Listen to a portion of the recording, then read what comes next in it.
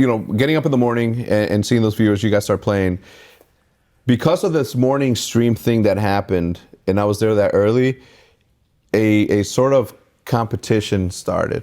Like who's gonna get up first, and who's gonna start streaming first. Well, I think by you streaming early, you realized not only was Minecraft bringing in viewers, but you were streaming when nobody else was streaming. So you realized, if I can just be the first one to hit live for the day, then not only will I have those viewers then, but people aren't really gonna, like if somebody goes live at 10 a.m. and then their next favorite streamer goes live at 11, some of them will leave the first stream, but a lot of people are too lazy. They'll just keep watching the first one that they click on. So you'd keep those viewers all throughout the day. So that's kind of what started the comp.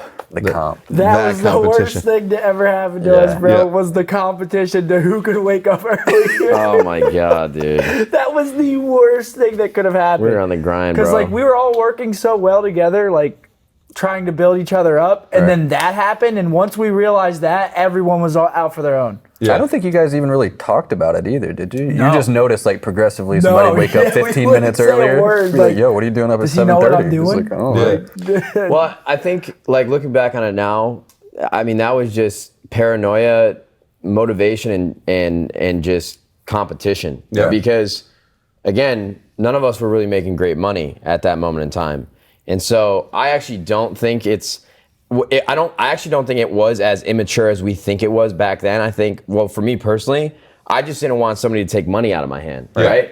Like I had dropped out of college, and of course, I have an ego. I think everybody has an ego, but it's a matter of keeping it in check and understanding when you could be proud or confident in yourself and not be.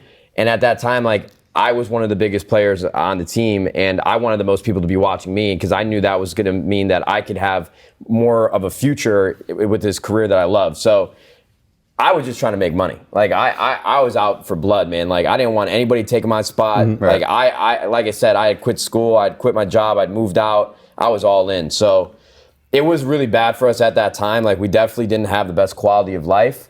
But I actually do think it pushed us sort of forward in a sense where that work ethic and all of that competition that we had really allowed us to take off even further because there was no slacking. I lived there for a year. I didn't even have a bed in my room. It was just an air mattress. We didn't even have a couch. So as much as we hated it at that moment, you call your room prison, you just had a bottle of lotion, tissues, and a fucking air mattress. We were grinding, brother. This is a place of work, bro. We were grinding. I fucking hated that place. I loved it there. That's what's so interesting to me. It was different for me because I would just come over, right? Obviously, but I do remember that's where from your perspective, obviously you're sitting there and you spend more time in that room with them than I did. Yeah. How often did you see? Did it ever get super heated? Because I have one recording of them arguing over. I don't know what it was, but it was really a really, really heated argument, and you're yelling at him, and he's yelling back at you. I remember that argument. I don't remember what it was about, but that's what I was saying, because you guys wouldn't talk about the competition. You just kind of knew in the back of your head, so then it would just boil up over months and months, and then finally... I punched a hole in the door. You punched a hole in the door, yeah. Oh, yeah. I remember.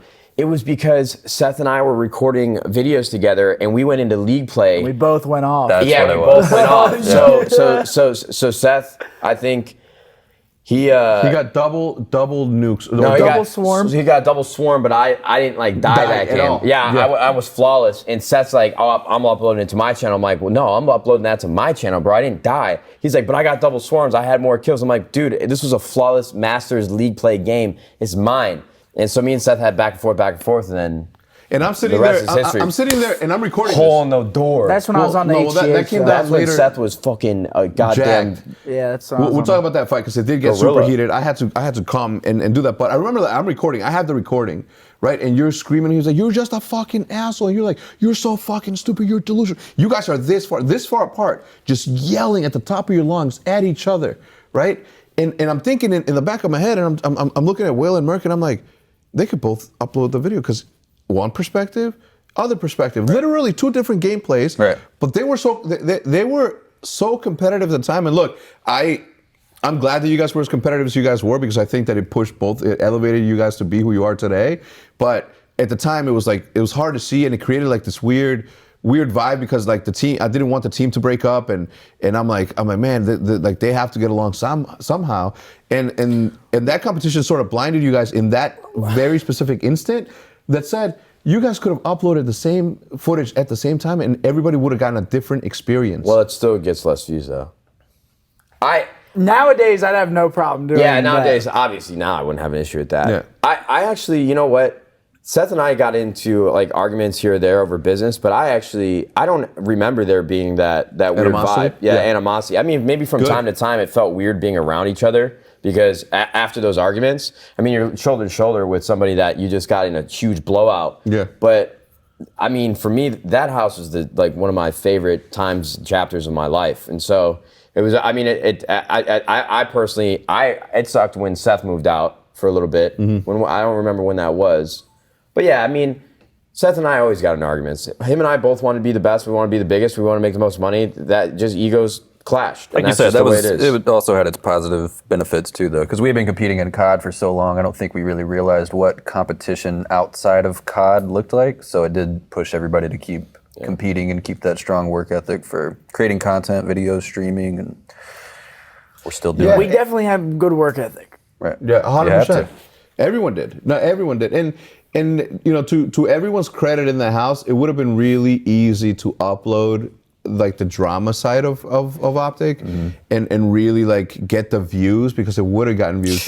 The Imagine amount if we were vlogging back then. Jesus. Yeah. So the amount, like that fight that I have in the X-Files, if I uploaded Imagine if you uploaded that. You should. Oh, no. Holy shit, No, I bro. mean, well, I never do because I don't know if you guys would be like, okay, like I would love to put it as a. I'd have to watch it. Hell no. Send it for approvals, brother. Yeah, no, I will send this for approvals, but I'm gonna strike that shit down. I would have to watch it, bro. yeah, no. This man's using copyright on my likeness. Yeah, so that's the thing though. Like we had this like sort of ideological view of what Optic was supposed to be, that we more often than none sacrificed easy ways to get ahead in terms of like the viewership. Yeah, there was definitely a lot of entertainment value. I mean, that's really what we were doing, and that's what esports continues and to be and still needs a lot of is like esports down to the very competition is good and all, and it'll continue to grow at a healthy rate, but the way that it should be viewed is esports is entertainment, and a lot of people don't realize that. That's why I'm so happy that pros are scrimming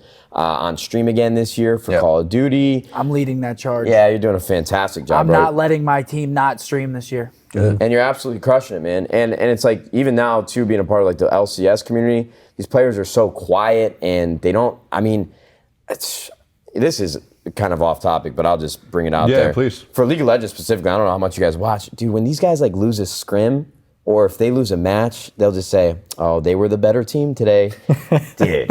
And I'm telling these guys, I'm like, yo, you guys gotta want it. Like when we used to lose a map in scrims, it was, fuck that. These kids are trash. We had a bad map, we're going off. We're coming for blood the next map. We're like, I want to beat the shit out of them on stage.